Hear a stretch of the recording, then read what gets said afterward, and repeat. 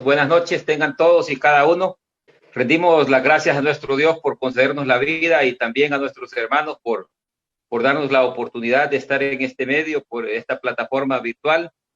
Gracias por ese tiempo que dedican y ese espacio a los hermanos que me han antecedido con los mensajes. Estamos muy agradecidos porque creo firmemente que hemos sido edificados espiritualmente a través de la palabra de nuestro Dios. El título de mi lección es Hacer la voluntad de Dios. Encontramos nuestro texto base en el libro de Hebreos, capítulo 10, versículo 9. Hebreos, capítulo 10 y el versículo 9 dice, y diciendo luego, he aquí que vengo, oh Dios, para hacer tu voluntad. Quítalo primero para establecer esto último. El Señor Jesús dice que vino para hacer la voluntad del Padre, no para hacer su propia voluntad o la voluntad de algún otro, simple y sencillamente para hacer la voluntad del Padre. Entendemos que hacer la voluntad de nuestro Padre Celestial en muchas de las ocasiones va en contra de nuestros deseos, de nuestra propia voluntad, pero si queremos alcanzar la salvación, tendríamos que hacer eso, la voluntad de nuestro Padre Celestial. Entendemos que algunos estudiosos de leyes no están totalmente de acuerdo con las leyes establecidas en un país, pero se someten a ello, eso estudiaron, eso decidieron, y esa es su profesión y de alguna manera pues tienen un medio de vida física y por eso acatan o se someten a ello. Nosotros queremos alcanzar esa vida espiritual y por eso nos sometemos a la voluntad de nuestro Dios, aunque esto vaya contra nuestra carne, contra nuestra familia, nos prive de algunas cosas que quisiéramos alcanzar en el mundo, como cuando alguna persona es cantante, por ejemplo, quiere ser una estrella del público, pero ha decidido ser cristiano, sabe que tiene que renunciar a ese medio. Un futbolista sabe que le impide, ¿verdad?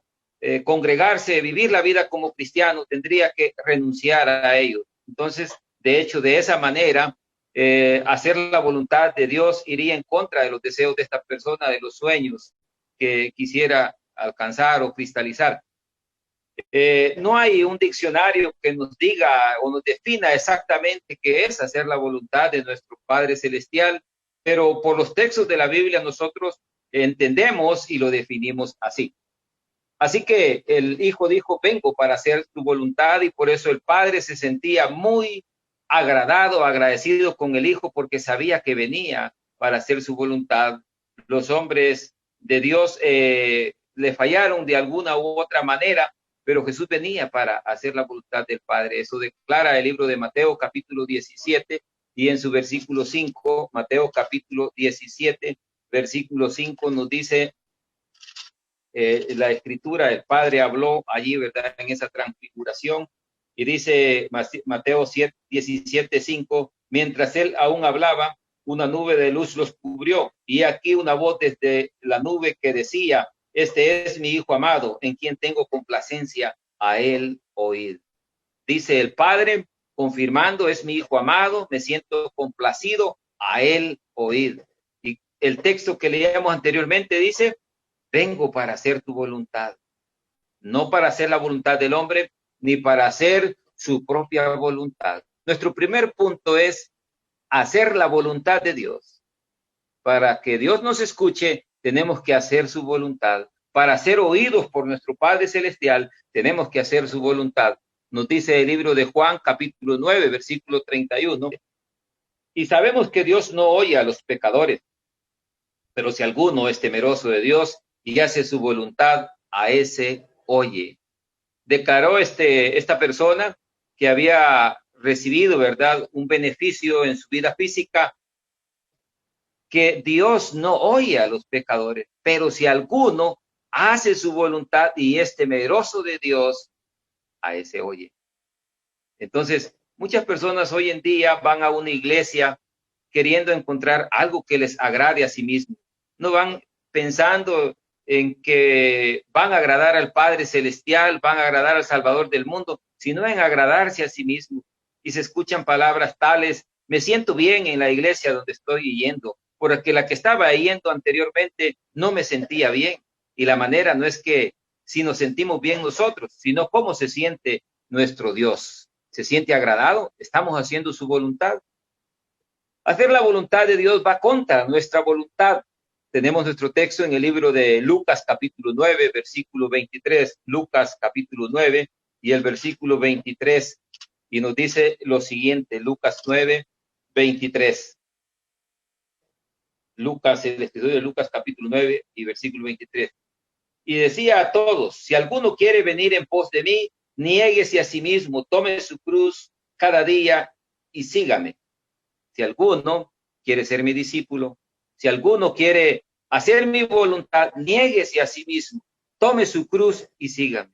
No obstante, encontramos personas que quieren servir a Dios a medias, quieren servir a Dios a su manera y no a la manera de nuestro Dios.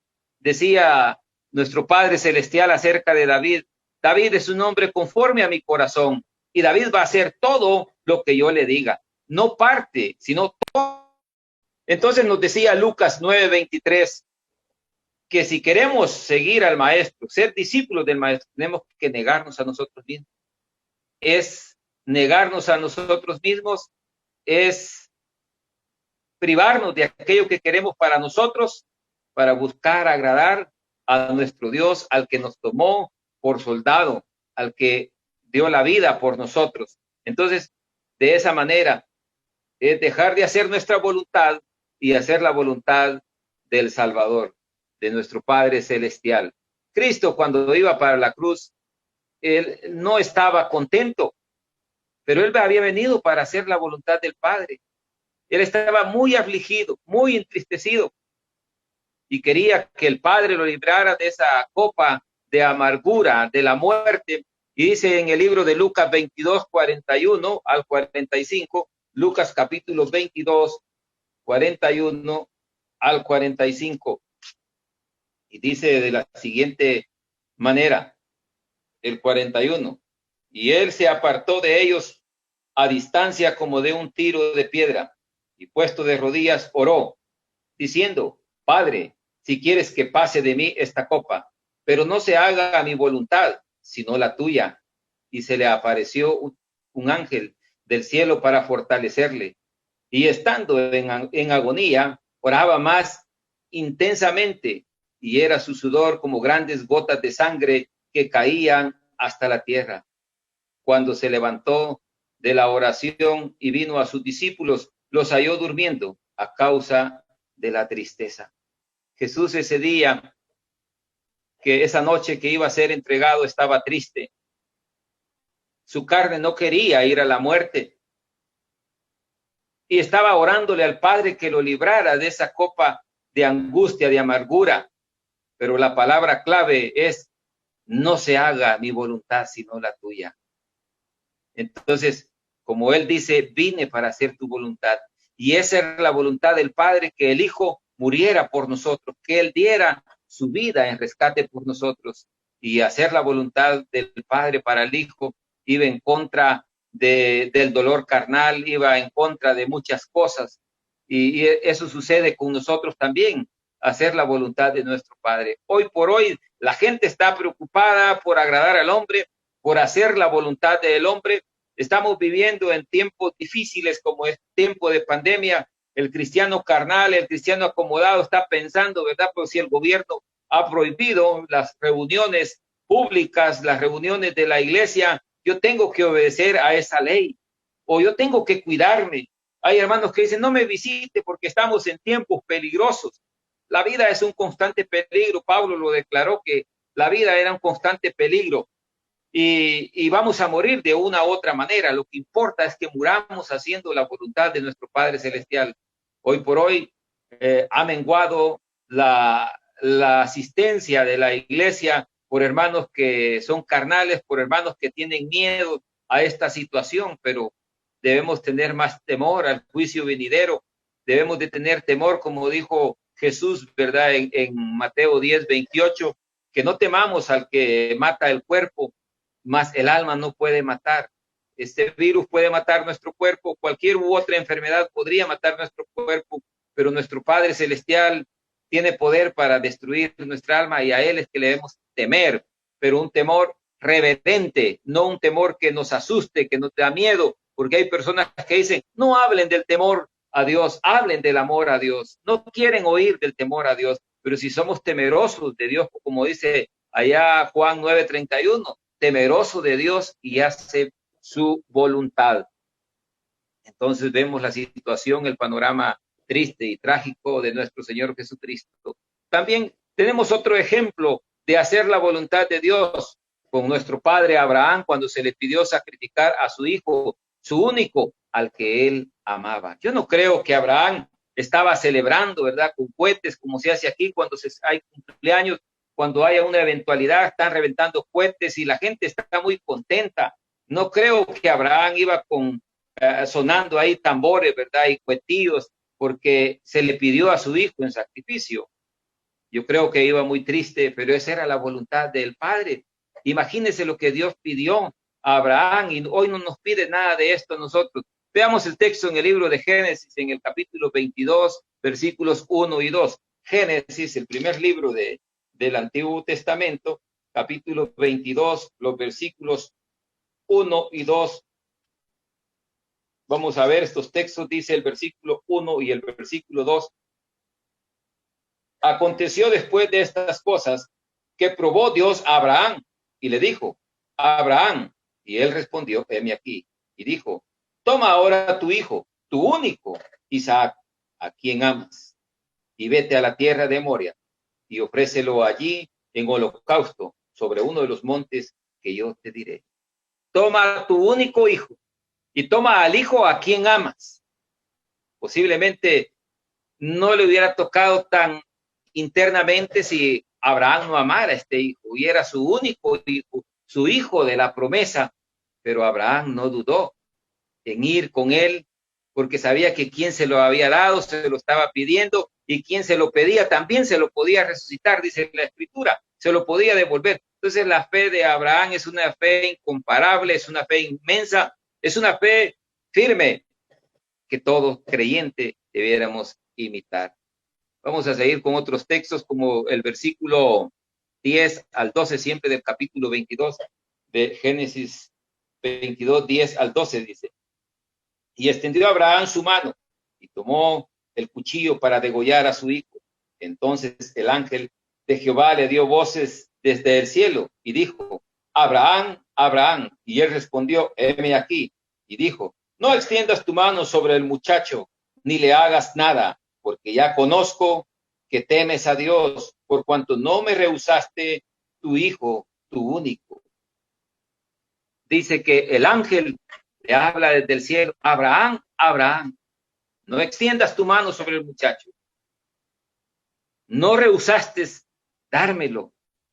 No le hagas ningún daño. La misericordia de nuestro Dios. Sabemos que hay mucho que podríamos comentar en este capítulo, pero el asunto es hacer la voluntad de nuestro Dios. Y dice, sé que temes a Dios y le duela o le moleste o le incomode a algunos hermanitos por ahí, hermanitas que digan, no hable del temor de Dios, hable del amor de Dios, pero tenemos que hablar del amor y también del temor porque las dos cosas pesan iguales, el amor de nuestro Dios, el temor, el castigo. Dios es amor, dice otro texto, pero también es fuego consumidor.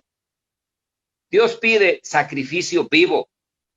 Dios quiere que sacrifiquemos nuestra vida, que hagamos un sacrificio en vida, que le entreguemos nuestro cuerpo, nuestra alma, como dicen los textos allá, amarás al Señor tu Dios con toda tu mente, con toda tu alma, con todas tus fuerzas. Dios no quiere una vida a medias, quiere una vida completa. En el libro de Romanos, en el capítulo 12, versículos 1 y 2. Romanos capítulo 12, versículos 1 y 2. Nos dice aquí en Romanos 12, 1 y 2. Así que, hermanos, os ruego por la misericordia de Dios que presentéis vuestros cuerpos en sacrificio vivo, santo, agradable a Dios, que es vuestro culto racional. Que presentemos nuestro cuerpo en sacrificio vivo. Que le presentemos nuestro cuerpo en sacrificio vivo, que es un culto racional. Es santo y agradable a nuestro Dios. Lo santo es lo apartado, ¿verdad? Lo puro. Así quiere nuestro Dios que le presentemos nuestro cuerpo en sacrificio vivo. Pero algunas personas están modelando, están luciendo para el mundo, pero no están modelando, no quieren ser el modelo de Dios. Les da vergüenza ser el modelo de Dios. Y hemos venido para no para hacer nuestra voluntad, no para nuestra complacencia, sino para complacer a nuestro Dios, como él dijo en Mateo 17:5 de su Hijo: este es mi Hijo amado en quien tengo complacencia.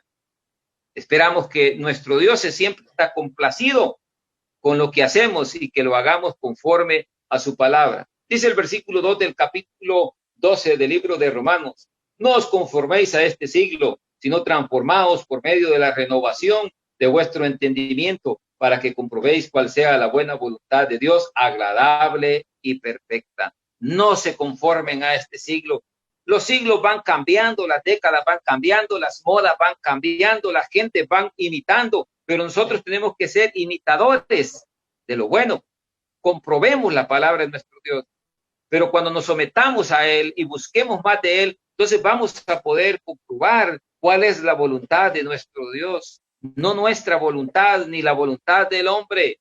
Hago énfasis en eso, sino en la voluntad de nuestro Padre Celestial. Sacrificio vivo, santo, agradable a nuestro Dios, para que comprobemos cuál es la voluntad. Renunciando a todo lo de este mundo, renunciando a aquello que nos puede estorbar para ser fiel a nuestro Dios, para servir como Dios nos pide. Lucas capítulo 14 y el versículo 33. Lucas 14, 33, dice nuevamente aquí el escritor, Lucas 14, 33.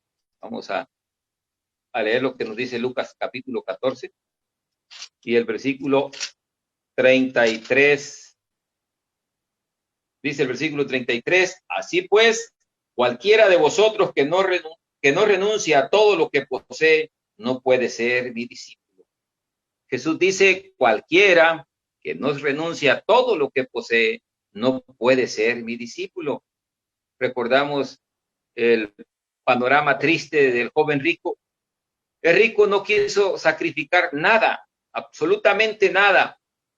Y el rico no iba contento de regreso a casa como iba Zaqueo, todo lo contrario. Zaqueo estaba feliz, contento de haber recibido al Señor y dispuesto a sacrificar, a dar una ofrenda de 50% a recompensar 4 veces a los que les había robado.